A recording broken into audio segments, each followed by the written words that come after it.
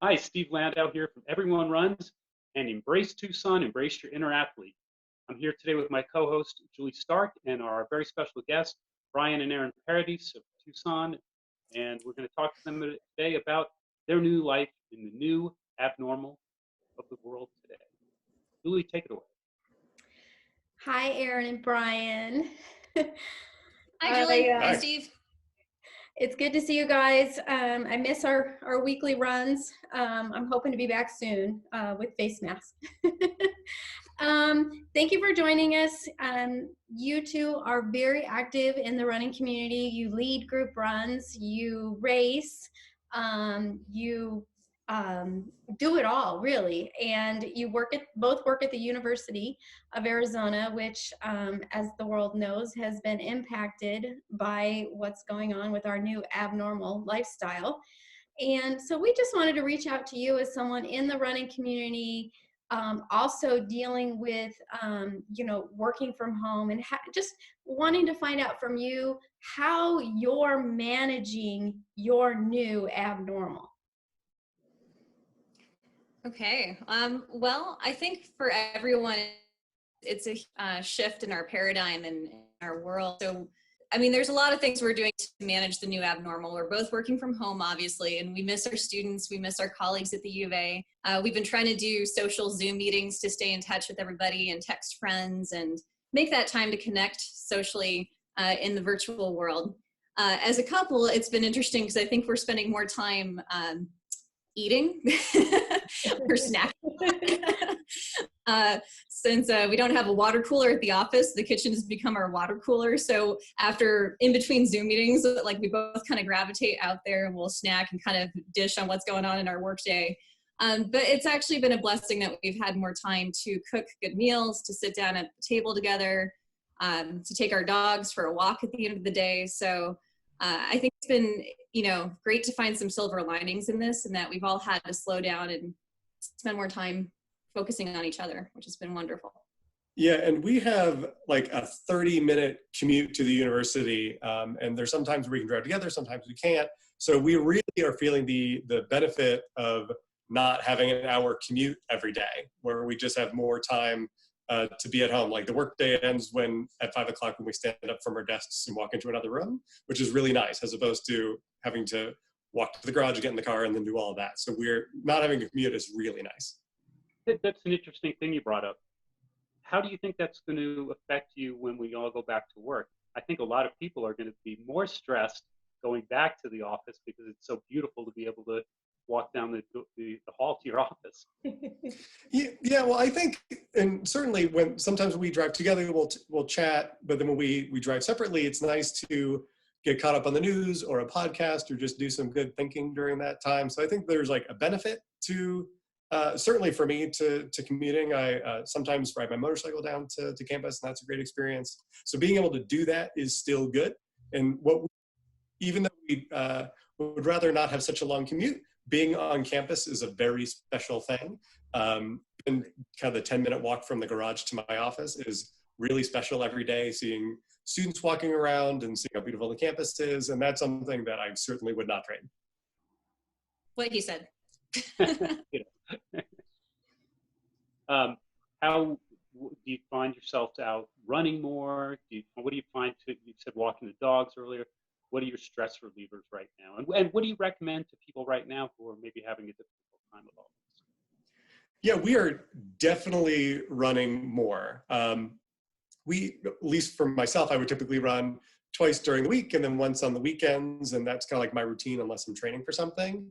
But we're already running 4, if not 5 days a week, shorter distances, just to have an excuse to like get out of bed early and get on the road and kind of have that experience. So that's been a kind of a surprise. I think, again, working on a campus that's pretty large, we have part of a normal day is walking a lot. Just going from the garage to my office and back to the garage is a mile every day that I'm not doing because I'm not on campus. So I think it's been nice to kind of replace that with just running more often. We have a Ace Hardware around the corner and we needed some supplies. So we just instead of what we would normally do is get in the car and drive over there, we just walk the dogs half a mile to pick up some rags and then came back. So just finding more excuses to be outside, especially because our jobs currently require us to kind of be looking at a computer screen for most of the day.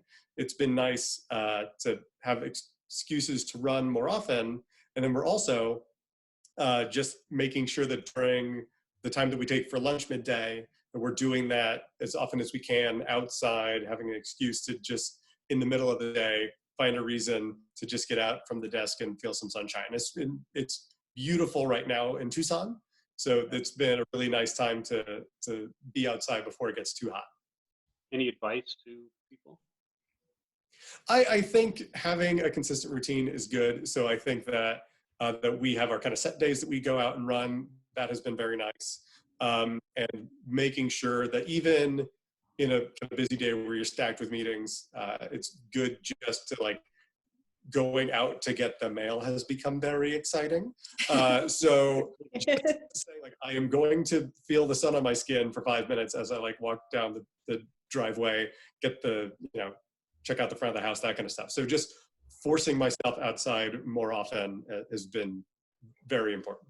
And I would add to that, I'm very much a goal-oriented person. So for me, I love participating in the running shop's weekly challenges as a mini goal each week of something to do.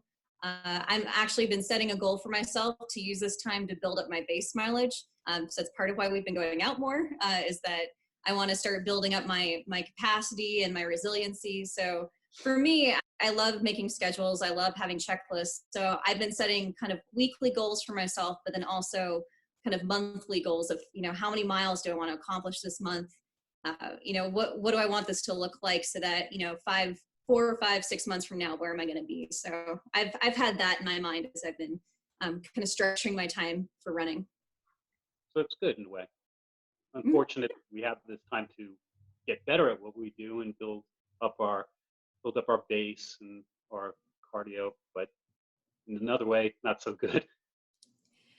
Yeah, and I've also been I have an online strength coach through Smith Performance Center, so I've been adding that into the mix and doing the at-home workouts 3 to 4 days a week, and those are kicking my butt. They are hard work. So adding that to it, it's been good in some ways to see this time as an opportunity to get stronger and to really take care of our bodies. Gotcha. Thank you, Julie. So Brian, I know you've been keeping busy uploading music on a podcast, YouTube channel. Erin, how about you? When Brian's over there strumming away, are you dancing in the background, or are you doing something yourself? No, he doesn't like me to be around when he's doing that. So he usually records that stuff when I'm like, going to run an errand or going out for a run. So it's always a surprise when I see it online. I'm like, when did you do this? When I am around and he's busy doing that, I've been reading. I've been actually Brian bought me a banjo, so I'm trying to teach myself how to play the banjo. It'll be interesting to see if I can master that in a few months. So just finding other kind of activities to occupy my time while he's got the talent. So he's being creative and creating cool music videos. Where would we find those, Brian? So most everything is either uploaded by the Gaslight Theater. That part of one of the other kind of aspects of our lives that have been put on hold is I kind of perform at both the Gaslight Theater and the Gaslight Music Hall as one of their performers and singers. And so since gatherings aren't happening, public events aren't happening, that's been kind of a way of kind of sharing that and making sure that we're still kind of connected and stuff. So you can find those on, I think most of them have been shared by the Gaslight Theater on their Facebook page. All right, we'll check that out. Thank you. Well, thank you too for bringing your smiling faces to us today and sharing your thoughts on the world and how you're coping. We really do appreciate it. Yeah.